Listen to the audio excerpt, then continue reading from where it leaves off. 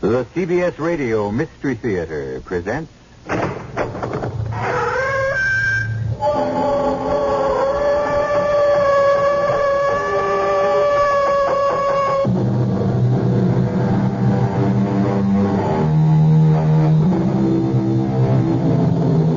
Come in. Welcome. I'm E.G. Marshall, your pilot on a mysterious cruise through the uncharted seas of your very own imagination. Vengeance is mine, I shall repay, saith the Lord. From this, we must assume that revenge belongs to him and to him alone, and that should end the matter, shouldn't it? But so many times, so many of us are so outraged by the painful fact that wrongdoers simply seem to get away with murder. Well, don't bet on it. After all, if the Lord says he will repay, he is good for the debt. And if he chooses to make it a long-term note, he has plenty of time. All of eternity. Rosa, look there. The car, it's out of control. Oh! Rosa, hurry. Maybe we can help these people. Benno, are they... Oh, no. They're dead. There's nothing I can do for them. Oh, are you sure? I'm sure. The impact of the crash, death was immediate. It's the Konigs. The Konigs? The people I told you about. The ones who have the papers and the visa to go to the United States. Oh. Poor souls. They waited so long to get on the quota. Rosa, you say they have papers? Well, then, why don't we... No, Benno. But how else? How else we'd be able to get to America? Benno, I don't think it's the right thing. Who'll ever know? Who'll ever care? Here, help me. We'll take their papers. But it's stealing. Stealing? They can't use them anymore. They have better papers now. A passport to heaven. They won't mind if we use their visa to get to the next best place.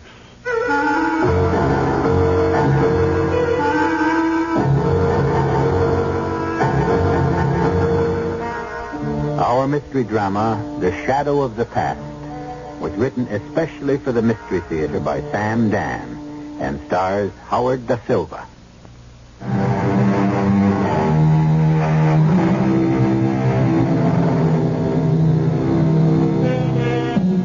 The neighborhood is old, run down. The buildings are crumbling and grimy. The neighborhood used to be a ghetto, a procession of many ghettos, as succeeding waves of immigrant nationalities paused here before moving on to the full promise of America. Now the neighborhood, strictly speaking, is no longer a ghetto. Some would call it a slum. Whatever. It still teems and pulses with closely packed humanity. It is still a melting pot, a crucible, a place for dreams and despair. Men and women throng the streets, move in and out of dingy shops, chat animatedly on the sidewalks, on the steps, from the windows. Little kids play jacks, hopscotch, jump rope. The older ones play stickball in the gutter, dodging the automobiles. That wiry kid at bat right now looks like he could hit that ball 3 sewers at least. See that swing, and there it goes.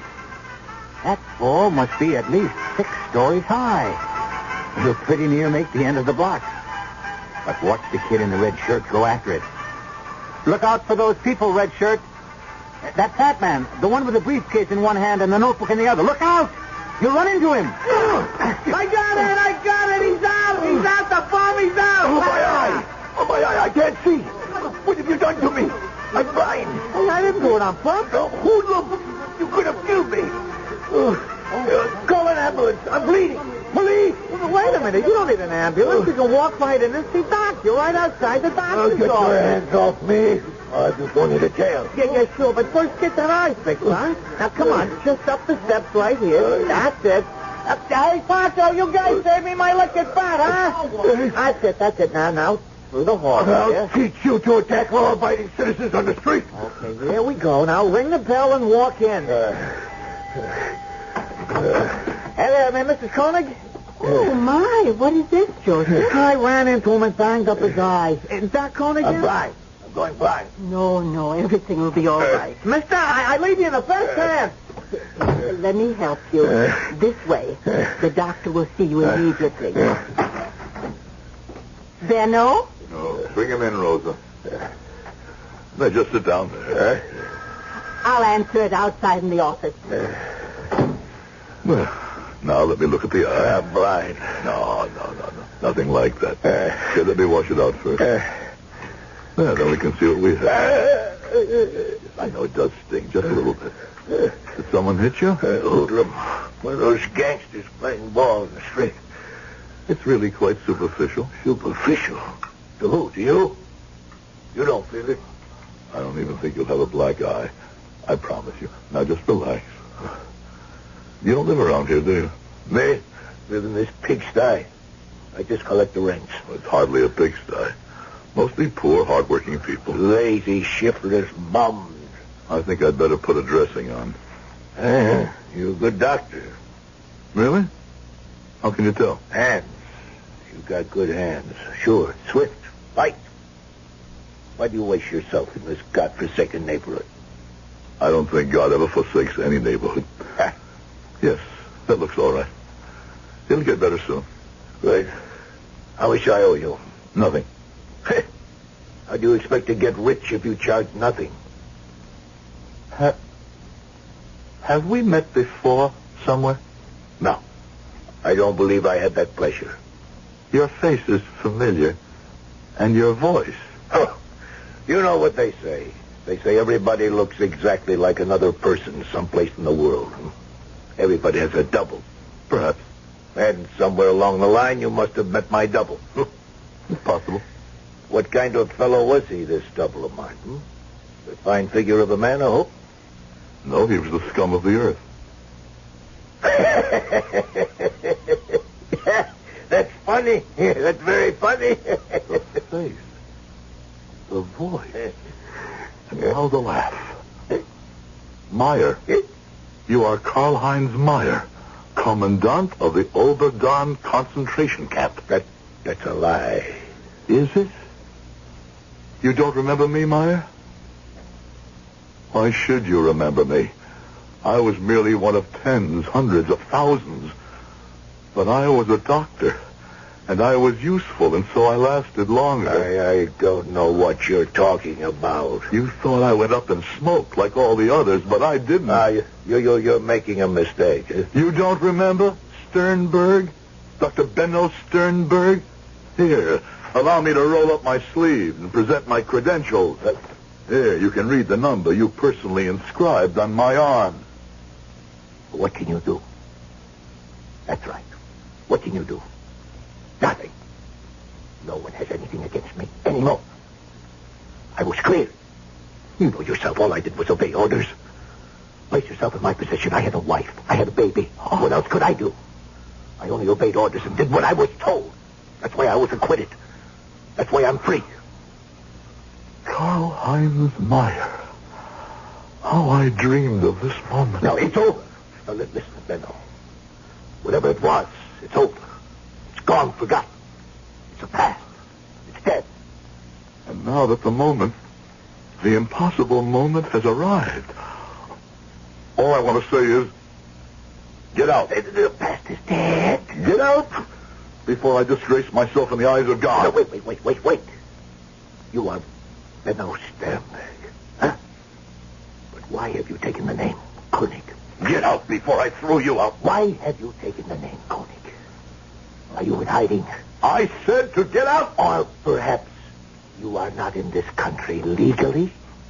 That touched a nerve, didn't it? Is it true?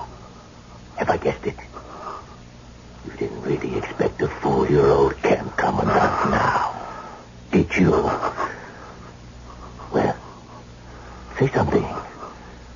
Oh, still the same stubborn swine, huh, Benno? So you are here illegally. Don't be afraid. Oh, I shall not betray you. Well, shouldn't you be grateful? Shouldn't you make it worth my while to keep my mouth shut? Oh, say, I remember. I remember you had a wife. She was a pretty little thing. Oh, yes, indeed, I do remember. You dog, you nothing do. What did you do that?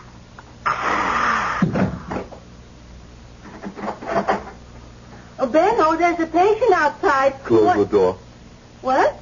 Come in, close the door. Benno, what happened to him? He's dead. Dead? What do you mean dead? Why? I killed him. You... What are you saying? I drove a pair of scissors through his heart. No. You didn't recognize him when he came in, did you, Rosa? Recognize him? Meyer. Karl-Heinz Meyer. Do you remember? You had no right to kill him. I don't know what happened. Something. I looked at his face and I heard his voice. And suddenly, he became all their voices and all their boots and their bludgeons and their pistols and their faces. And there was the barbed wire, the stone walls, the screams, the smoke. All of us heard it together. To be beaten, tortured, murdered. And now, Benno, are you better than he is? You are a murderer, too. Rosa, the beast, he knew at once. He knew at once I was here illegally. At our age, to be homeless again. Homelessness is nothing new for us, Benno. But murder? No, you had no right to kill him. I know I had no right to kill him. But I did, and he's dead. You must call the police. And go to prison? Is that what I must do now? At my age? But the law says... Laws are made by politicians. Not this law, Benno. This law was made by God. I know. And this law is broken every day, everywhere, by hundreds, thousands of people. And he doesn't seem to be too upset about it. Oh, Benno, what are you saying? I am saying I will not give up my life for Karl-Heinz Meyer. I need your help, Rosa. I need your help. Oh, yes, Benno. I will help you.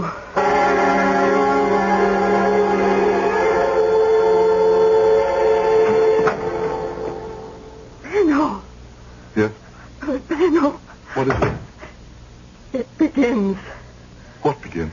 The business with the police. Rosa, what are you talking about? There is a policeman in the office. What does he want? He says he wants to talk to you. All right. He probably wants to ask me about Meyer. Oh, no. He's here to arrest you. Why? Because you killed Meyer. Rosa, they don't know that. They can't know that. Why did you have to kill him? Why? I can't bring him back, Rosa. Now I'll see this police officer.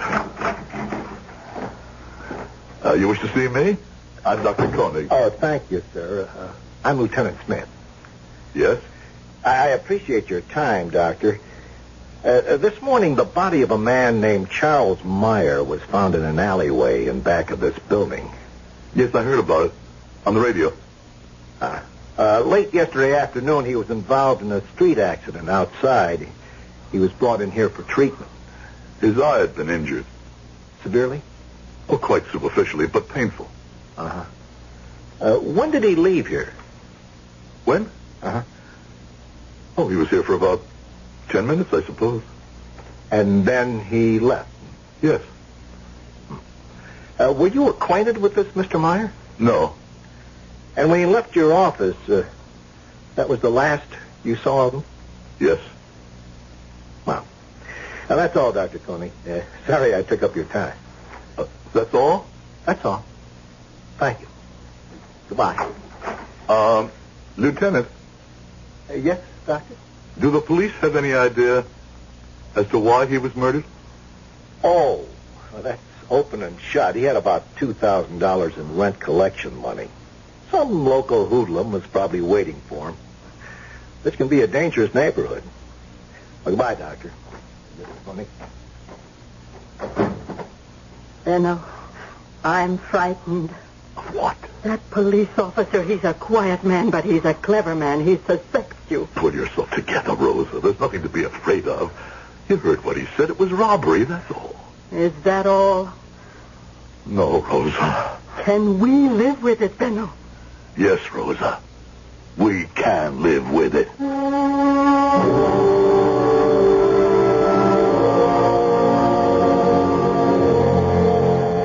Benno will have to fight the habits and the personal morality of a lifetime. But if history teaches us anything at all, it is that man is adaptable.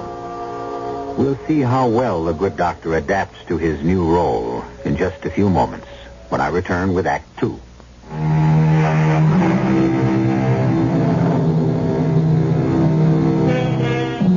The days, the months, the years go by.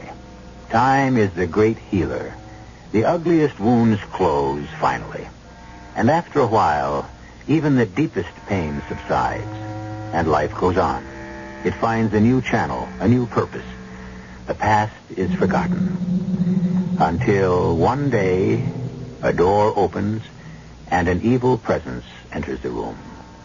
And once again, the past, the dreadful, horrible past, becomes again the unbearable present. When the past threatened Dr. Benno Sternberg, or Koenig, as he is now called, Benno struck at it furiously and killed it. However, society calls what he did murder, and Benno must find a way to live with it. Rosa? Come, have your tea. Rosa. Yes. All day you stand there looking out at the window as if you expect someone. I expect someone, Benno. Who? You know who. The police officer. Rosa. Every time I see a policeman... I killed a man who deserved to die. You can't talk that way. They spoke that way. They decided who could live and who must die. How many appointments have I today? I'll look in the book. Why? Cancel them. I did that yesterday and the day before. I don't feel well. Benno, you know what you have to do. Don't tell me anything. Let me be. I killed Meyer and it's over. Done with. It's in the past. And the past must be forgotten. The past is dead. You understand? Yes, Benno. I understand.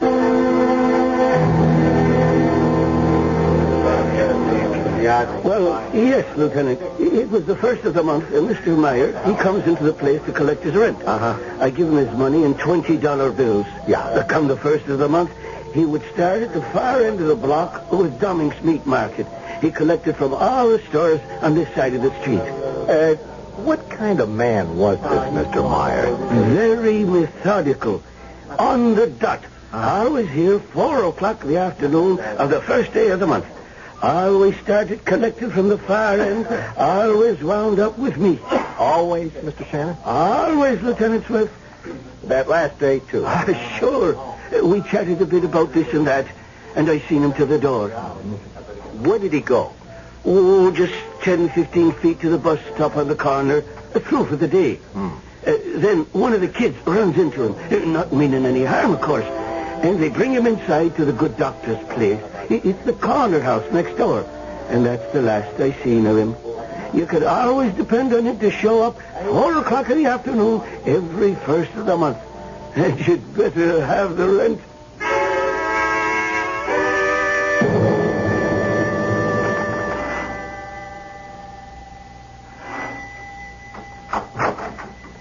Hello, Mrs. Koenig. Oh. I'm sorry to bother you again. Is the doctor in? Yes. Won't you have a seat? This really won't take a minute. I'll tell him you're here. Thank you.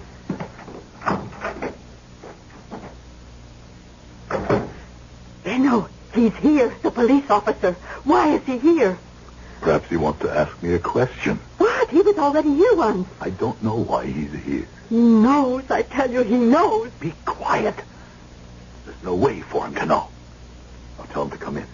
Yes, but please, Benno, don't ask me to stay in here with you. Rosa, I need you. I can't help you, Benno. I'm too frightened. I would give us away. Please, go inside, officer. The doctor will see you now. Oh, thank you. I'm sorry to impose again. It's all right, Lieutenant. I neglected to ask you something the other day. Yes? You said Mr. Meyer had been here for about 10 minutes. It might have been 15. I didn't think that... Oh, well, that doesn't matter. That doesn't matter. Now, when he left the office, where did he go? Where did he go? Uh-huh. I would say he went out. Out to the street? Well, yes, out to the street. Well, there's also a back door that leads to the alleyway where his body was discovered. Could he have gone out that back door? No, he went out the front door. I see. Well, I'll have to pick up the trail from there somehow. Well, thank you again. It's nothing. Goodbye, Doctor. Goodbye, Mrs. Coney. Goodbye. Rosa, Yes? I must lie down for a while. But you have an appointment to examine Mr. Kavlik in 15 minutes. I have to lie down. Cancel it. But that man doesn't have a That's telephone. not my problem. Leno. I can't do any work this afternoon. What did the officer want? Nothing. Then what's bothering you? Nothing's bothering me. I don't feel well. I'm 62 years old. Don't I have the right to feel ill once in a while?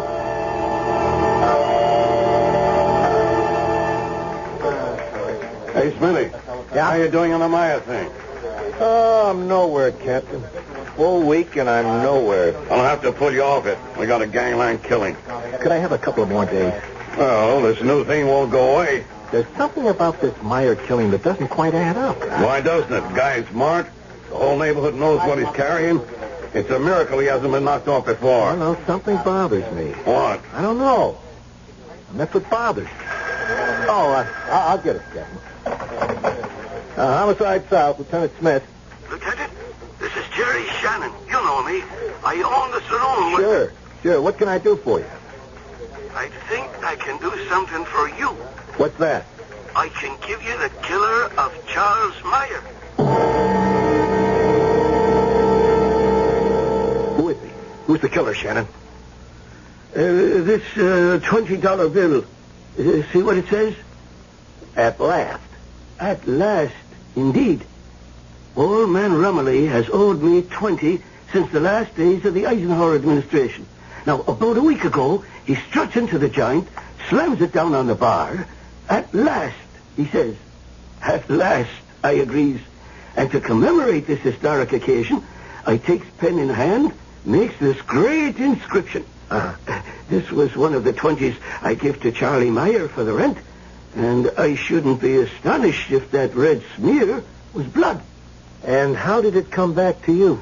Not an hour ago, a local hooligan, Tommy Willis, he strolls in here, bangs the 20 on the bar, and buys drinks for the house.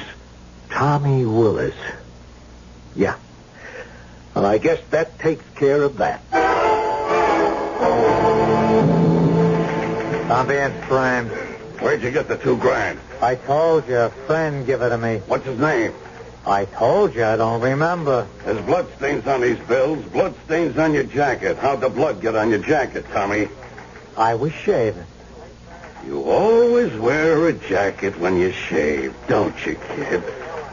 You passed this bill at Shannon's bar. He swears it was one of the bills you paid Meyer with. Come on, Tommy. The stenographer's ready. Don't drown yourself, cop. What's the truth, Tommy? Come on. I told you, Lieutenant, the guy give me the dough. No, Tommy. Tell us the truth. You wouldn't believe it. Well, what have you got to lose? We don't believe the story you're telling now, either. Okay, it's 1:30, 2 o'clock at night, see? I'm taking a shortcut through the alley. Yeah. It's dark. I trip over something. A guy. Now, I fall right on top of him. That's how come I got blood on the jacket. All right, go ahead. Well, I look close. Yeah. It's a stiff. Now, I didn't do it. I figure I better blow, but, Yeah. But I figure as long as I'm there, maybe got some loose change on him, see? I reach in and I pull out a whole roll. So I'm rich, see? You gonna stick to that story, Tommy? The truth.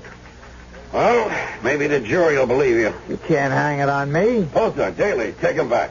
Wait a minute, I didn't do it. I go up against the jury with my rap, I'm gone for life. Now give me a break. Who wants coffee? What if he's telling the truth, Captain? Smitty, what are you saying? What if he's telling the truth? Come on, Smitty, the bills, the blood, it's open and shut. Yeah, maybe. Maybe what? No, I could buy it if what?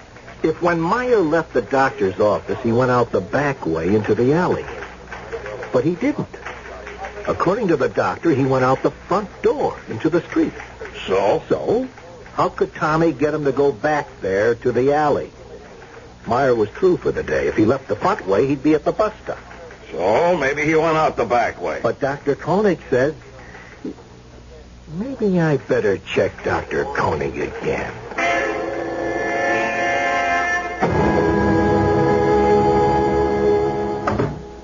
Benno, that police officer's here again. He wants to see you.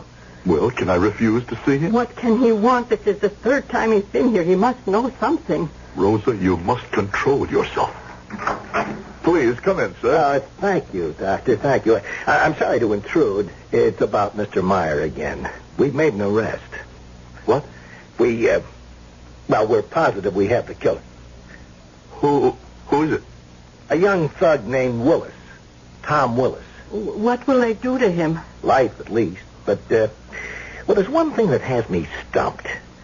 I would be more certain it was Tom. You mean you're not sure? Well, I'd be 100% sure if I could resolve one detail.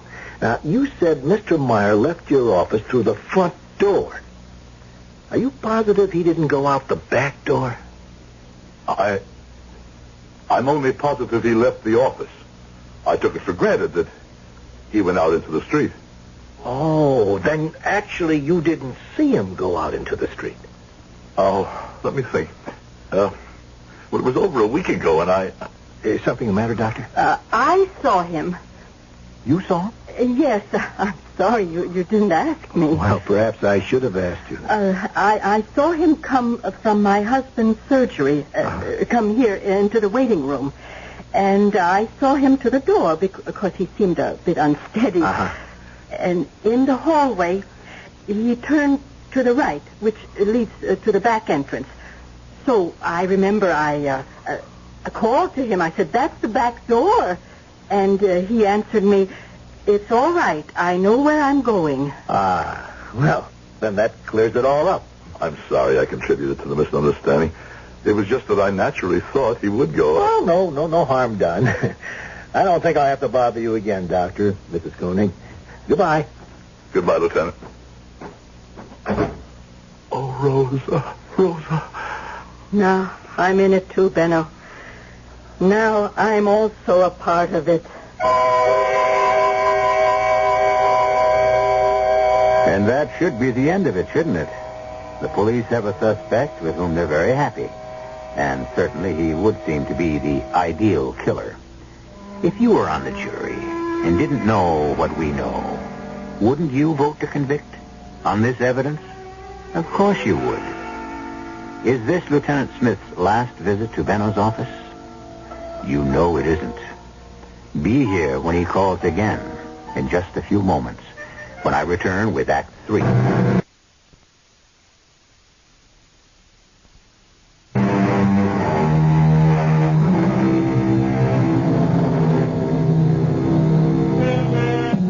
Who shall live, and who shall die, and who shall make that decision? A three-part question as old as mankind. And for all that we have advanced, assuming, of course, that we have advanced at all, we have never even come close to answering any part of that question, let alone all of it. It's a question now that bewilders and bedevils Benno and Rosa Sternberg, or Benno and Rosa Koenig, as they have chosen to call themselves. Two people who have never done anything wrong in a long and useful lifetime, until last week. And now, one crime must beget another. No. It would be different if he were somebody. What do you mean, somebody? Somebody that mattered. All of us matter. He's a hoodlum, a criminal. I won't die for him. Shall he die for us? Why not? Why not? Why not? Oh, my dear Lord. Rosa. When did you ever talk this way, Benno?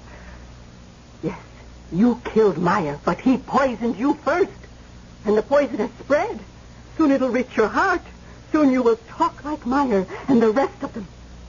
Soon you will be like Meyer. Please, Rosa. Benno, can you let this boy die for you? Rosa, just once. Just once, let us be hard. Hard? Let us be smart. The way men must be if they want to survive. This is the world, Rosa. A world we never made, but this is what it takes to live in the world. To live? Live how? For what? For just once, and no more. Let someone else pay for us. For once, just once, let someone else be a victim. Is that what you want, Benno? I want to go on living, working, helping people with my skill. You haven't seen a single patient all week. I know, but I will. I'm better now. I'm ready. You will never be ready. No, I'm ready. Your right hand. See how it shakes? It's cold in here. It'll always be cold in here. You must help me, Rosa. Oh, if I only could. But Ben, that right hand of yours, it was used to kill. How can it ever be used to cure again unless you... I don't want to hear any more.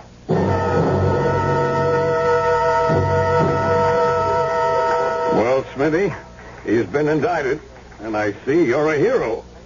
Did you read the papers? Quick, efficient, skillful police work by an alert team of homicide detectives led by Lieutenant Everett Smith.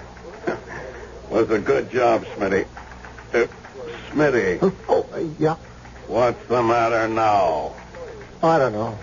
I know you got the blahs. Once the excitement of a case is over, You know, I wish I could convince myself that it really should be over.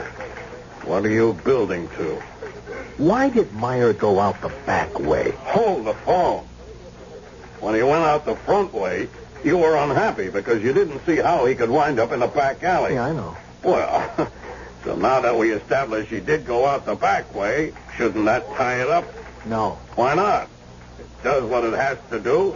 It puts him in the alley where you needed him. I know, but... Yeah? What was he doing in that alley? Oh, come on, Smitty. No, look. Meyer was a smart apple. He had a fee. Now he's carrying a lot of money in a tough neighborhood. He's through for the day. The habits of 25 years should send him to the bus stop right outside of Shannon's bar, just outside of Dr. Koenig's apartment. So? So why doesn't he go right to the bus stop right after Koenig treats him? Well, maybe... Maybe what? What does he want to go into that back alley for? What sense does it make? You can't figure some guys. But you could figure him. He had a routine as steady as the clock, as regular as the calendar. Now, why would he go into the alley? Look, it's an interesting mental exercise, but we got work to do. Now, Billingham, don't fight me. Go with me, just for a minute. Now, let's say that Tommy Willis didn't kill Meyer. But he did. The evidence all... Just for the sake of argument. Say we didn't have Tommy, all right? Where would we be? We would be exactly nowhere. And who would have been the last person to see Meyer alive? Dr. Koenig. That's who.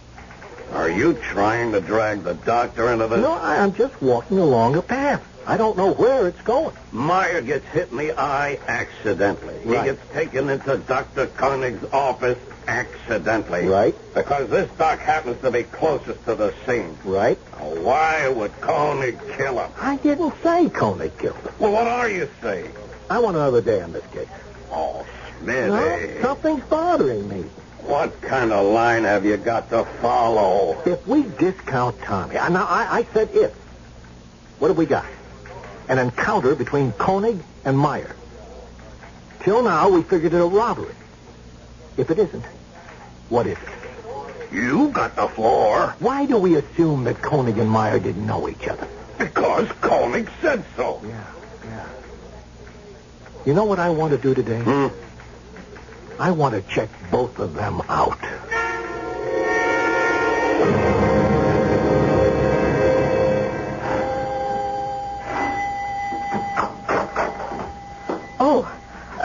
Good afternoon, Lieutenant. Good afternoon, Mrs. Koenig. Is the doctor in?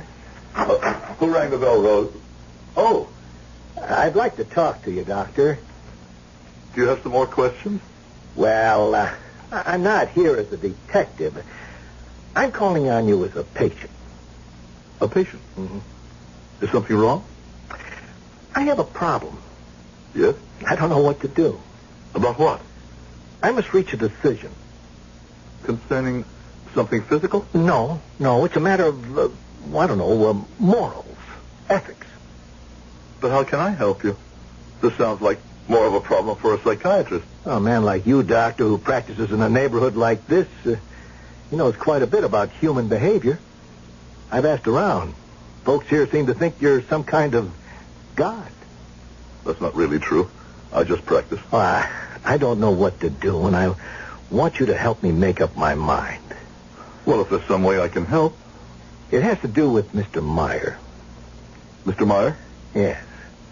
You see, we have a young punk named Tommy Willis for the murder. It's a dream case for a prosecutor. He'll be set up for life. Understand? Yes. And he should be.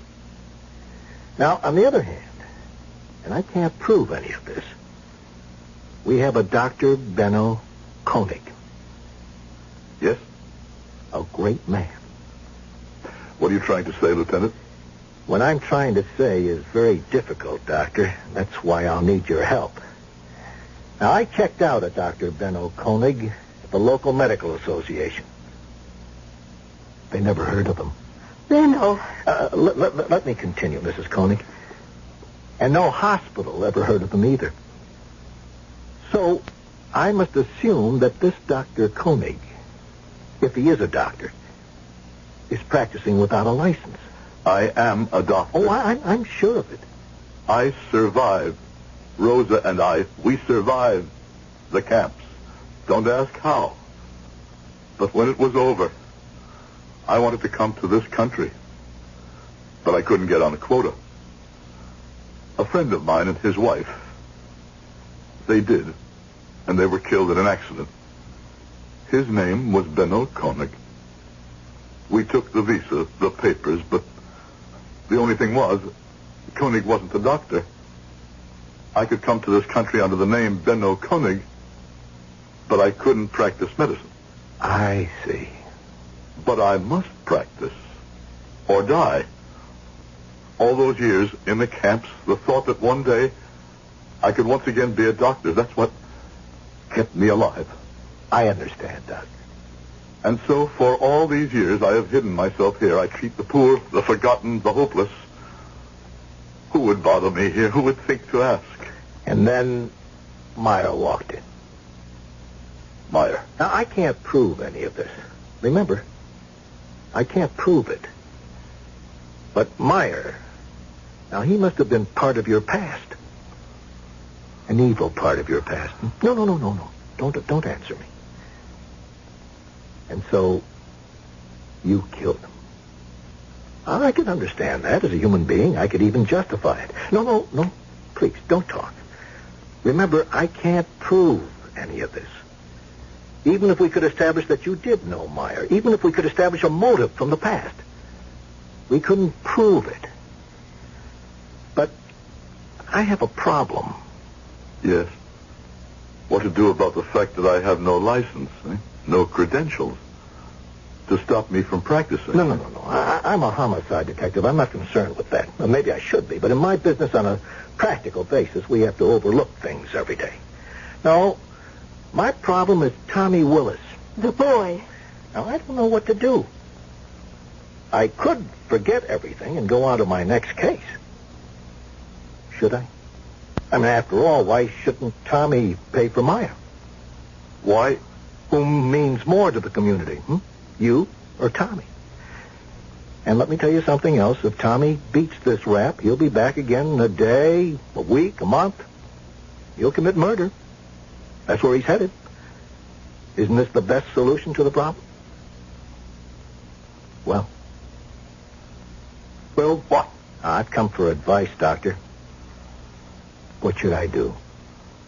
I can't advise you. You can, Doctor. You can. You're a man of experience and wisdom. No. I want your advice. No. Benno. No. You must do what your conscience commands. What does your conscience command, Doctor? I say... Now, remember, the case against Tommy is ironclad. No one need ever know except us. There are poor people out there. You're their only hope.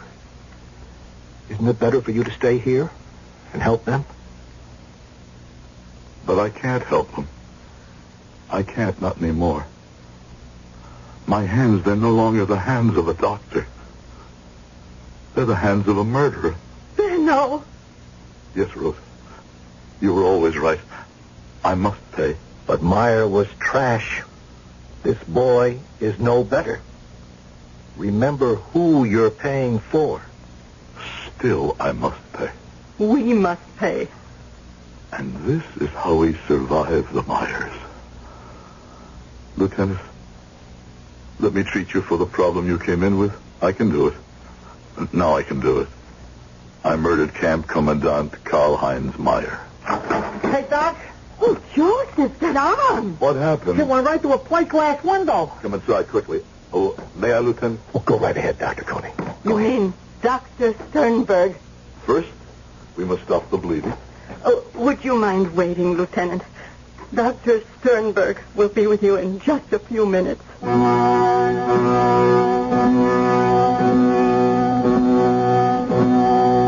Honesty may be the best policy, true. So why don't more people follow it? The answer is that the best things usually cost the most. And sometimes the price is too high to pay. But in the end, Benno and Rosa Sternberg paid it, the way they always paid it, gladly. Because once you're accustomed to the best, it's hard to settle for less. I'll be back shortly.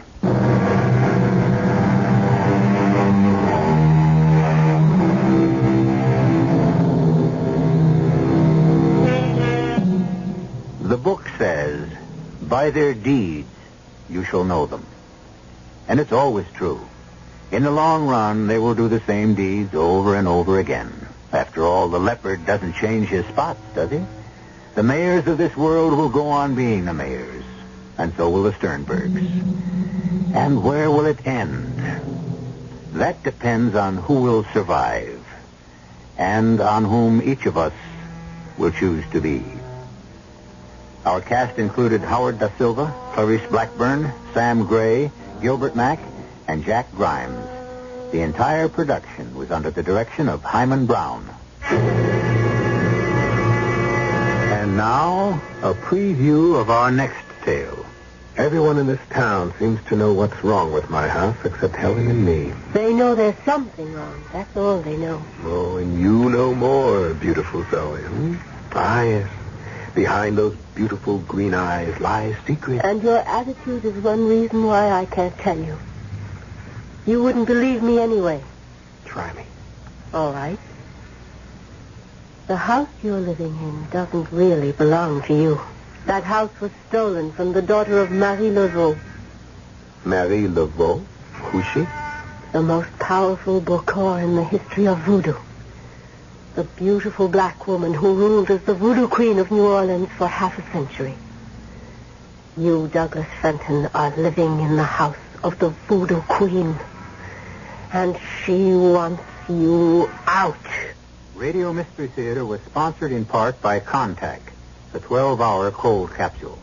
This is E.G. Marshall inviting you to return to our Mystery Theater for another adventure in the macabre. Until next time, pleasant dreams.